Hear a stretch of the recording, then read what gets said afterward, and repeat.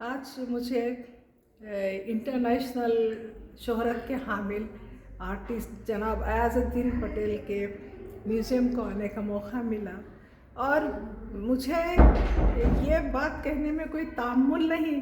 कि इतना ज़्यादा कलेक्शन कि हम उसको घंटों लगा सकते हैं देखने में। इसको मैं एक घंटे भर में नहीं देख सकती। एक एक चीज़ उसमें जो उनके ख़यालात के लिहाज से पेंटिंग्स है, फ़ोटोग्राफ़ी है और साथ ही साथ जो कॉइन कलेक्शन है उनका हैरत अंगेज़ है। हमने नहीं देखा, लेकिन उस तमाम पीरियड को हम अपनी जागती आँखों से अगर देखना चाहें तो वो कॉइन कलेक्शन के ज़रिए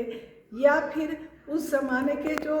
चीज़ें उन्होंने इकट्ठा की हैं, नवादिरात कहते हैं उसको, वो तमाम एंटीक चीज़ों को देखेंगे तो बात तो ऐसी हमारे बचपन की है, बात उससे पहले आज़ादी से पहले की भी जो चीज़ें हैं, अखबार की कटिंग है, आज़ादी से पहले के जो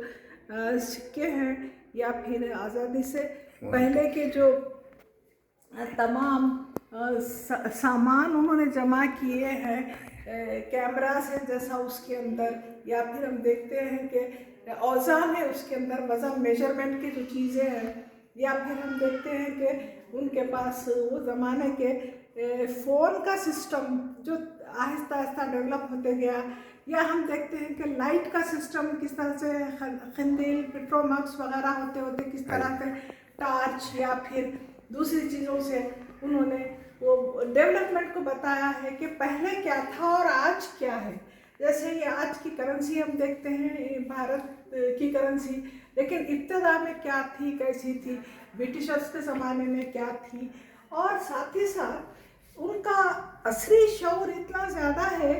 कि वो दुनिया में बदलते हुए हालात और हिंदुस्तान के बदलते हुए हालात को एक आर्टिस्ट की नज़र से देखते हैं और वो बताते हैं कि किस तरह से उनका एक शाहकार है, मास्टरपीस है उनका, जिसपे वो बैलगाड़ी में बता रहे हैं कि किस तरह से बैलगाड़ी का सफ़र किस तरह से एक साइकिल से, मोटर कार से होता हुआ हवाई जहाज़ तक चला गया, और फिर आज उसके इम्पैक्ट्स क्या हैं, किस तरह से तरक्की करने के बाद इंसान फिर उस ज़माने को याद करता है जबकि वो महसूस करता है कि बैलगाड़ी का सफ़र हमारी ज़िंदगी में कितना अहम था, या साइकिल का सफ़र कितना अहम था। और कॉइन कलेक्शन तो माशाल्लाह, उसके बारे में तो मैं कुछ कह नहीं सकती, लेकिन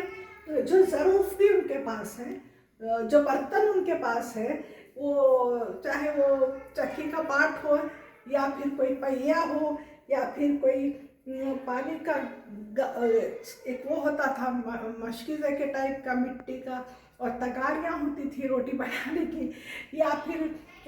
जो ये मेजरमेंट की चीज़ें होती थी, इवन लॉक्स है उनके पास, खुफल कुंजी ताले, और किस तरह से उनकी कुंजियाँ होती थी, किस तरह से उनको ऑपरेट किया जाता था, वो भी बड़ी ख़ास देखने की चीज़ है। और फिर और एक चीज़ जो उनके पास मैंने बगौर देखी और बहुत संजीदगी से देखी, वो ये था कि वो जिस कंट्री में भी जाते हैं वहाँ के जो चीज़ उनको मालूम होती है कि ये चीज़ नायाब है। इजिप्ट में गए तो वहाँ से उन्होंने एक नायाब चीज़ उठा कर लाई। वो पेंटिंग देखकर मैं दंग रह गई कि वो तस्वीर मॉस के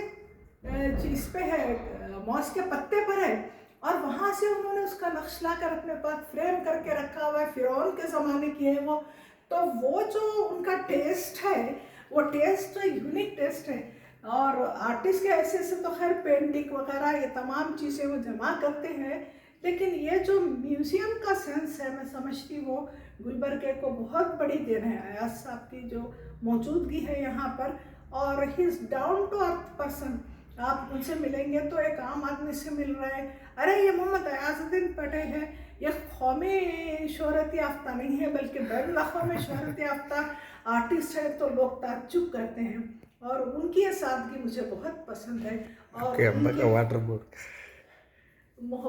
बोर्ड का आपके अब्बा का हाँ, मोहब्बत और खुलूस पसंद है। सुलेमान और खतीब एक के चीज़ जो मैंने देखा, मेरे वालिद सुलेमान खतीब यहाँ पर महकमे आबरसानी में थे, और महकमे आबरसानी का एक बैच उनके पास देखा जिस पर वो उन्होंने लिखा हुआ है कि महकमे आबरसानी, तो वो मुझे बड़ा पसंद आया कि अरे उस ज़माने में इस तरह से बैचेस बनते थे और वो भी चीज़ नायाब थी जो मैंने देखी। बहरहाल मैं उसको ठीक है। तफसील से हर चीज़ को बयान नहीं कर सकती। आप ज़रूर आइए हाँ। और देखिए और आपको उससे अंदाज़ा होगा कि हमने किसी मुबालगे से काम नहीं लिया। जो फैक्ट है, जो हकीकत है, वो हमने बयान की।